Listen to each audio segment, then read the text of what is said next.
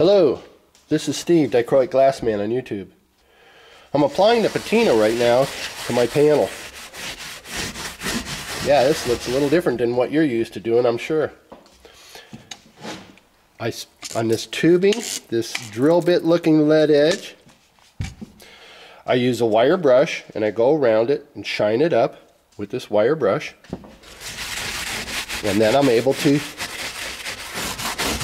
I use a brush like this I got from Walmart, and I spread around my patina. Do not take your patina and expect it to be black over here. It doesn't work like that. As soon as the patina does its chemical reaction, it's done. It's expired. So you've got to concentrate. I put this in an old Windex type bottle. I spray it in my immediate area and I brush it around. This way, with this brush, it's able to permeate, get in areas I couldn't do with a rag. I've seen people use Q-tips. I've seen people use toothbrushes. Well, that's all fine and well. If that works for you, good. But I'm able to push this patina into those tracks. See that right down there? I'll be able to get that up.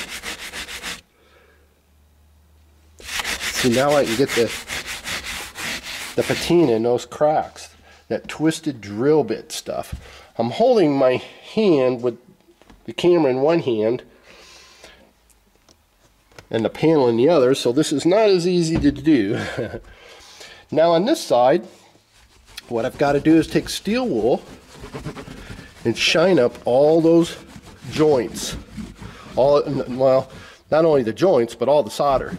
You want to turn this dull looking solder into shiny solder. And when you do, because right now microscopically all the lead is oxidizing, and what I'm doing is exposing, taking off the oxidation by steel wooling it. I use fine steel wool, not the finest, but maybe the second from the bottom, and I'm shining up all my lead and the solder. Okay, now what I'm going to do is I got the whole window done. Just don't take long. Stop your whining if you think that takes too long. Then I'll take my brush and I'll go over here and see the difference. See how dull that is right here? And now it's shiny. So what I'll do is I'm going to go all the way around this panel. Others wouldn't do this. I know, it's too much labor, it's too much time, but the difference is I love doing stained glass, and I want to do every step I can to make it the best that I can. Even though it's a simple panel, I don't see simplicity as any lack of integrity or quality. I want to take as much time on my little things as I do my big things. It's just my ethics. It doesn't have to be yours. You can decide where you want to spend your time. Okay, this is a 26-inch wide panel, and it only took me about a minute. I will turn the whole panel again. Only took, got to overlap it over the edge. Only took me about a minute. And another thing you're going to want to do is, if you're going to use a towel like this, you want to wash it right away, because the patina will eat up the fabric, and you will get a towel that's ate up in no time if you're doing a lot of windows. I used to do two to four windows a week, full completed windows, and I could go through a towel a week. Of course, towel's not that big deal if you have a source of them. So, okay, I'm just about done with that side. And I'll put my patina on this side. We don't have to do all three sides for you to see what I'm doing. Okay. I love when that patina turns that black. That is awesome. And when I do this, I'm getting results where my black lead is as black as my solder. And a lot of people can't do that. And there's a trick for keeping it black, and I'm going to do that on my next step. So This is live, and in this time on this video I patinaed the back, and I'm almost done with the front, from steel wooling it to patinaing it. Now look at those dichroic bevels just jump out. I make those. Go to my, look at that. I keep emphasizing that. That's a reptile. Okay, I'm going to turn my window one last time in order to shine my last, to clean my wire brush, my last drill bit looking edge. It's called decorative lead. A lot of people think you buy it like that because they've never seen it. If you've watched the previous video of this project, I think this project is number 19. I'm going to be very clear about labeling all my videos so you can follow the progression. That way you can bounce back and forth on. Good.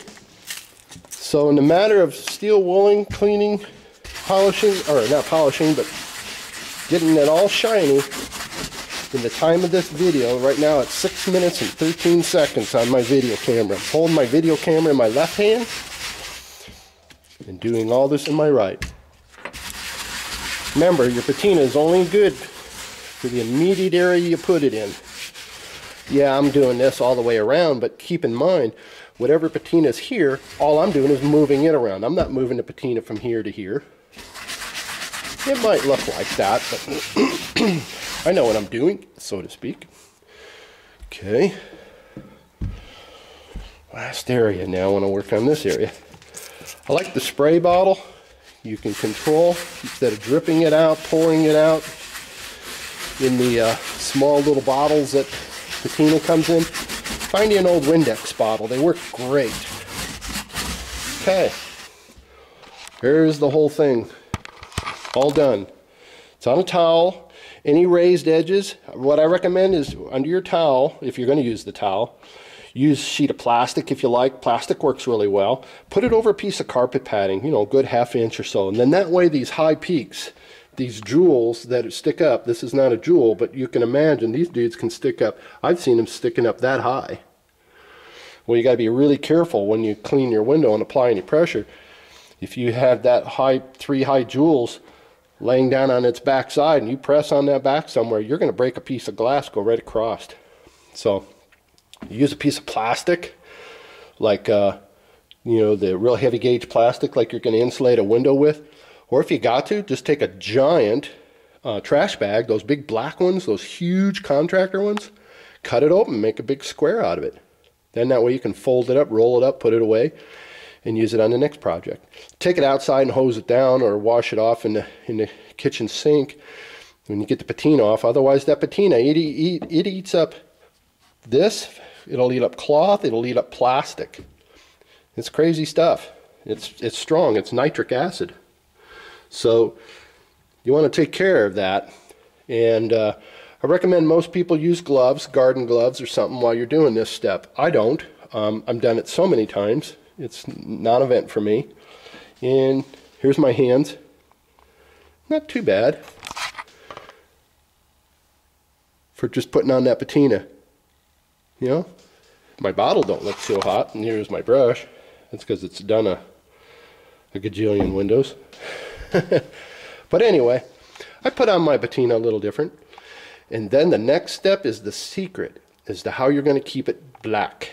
And I mean, this is really important. It took me years to figure it out. And all it was a difference of hot and cold water. Oh my God, did that ever change?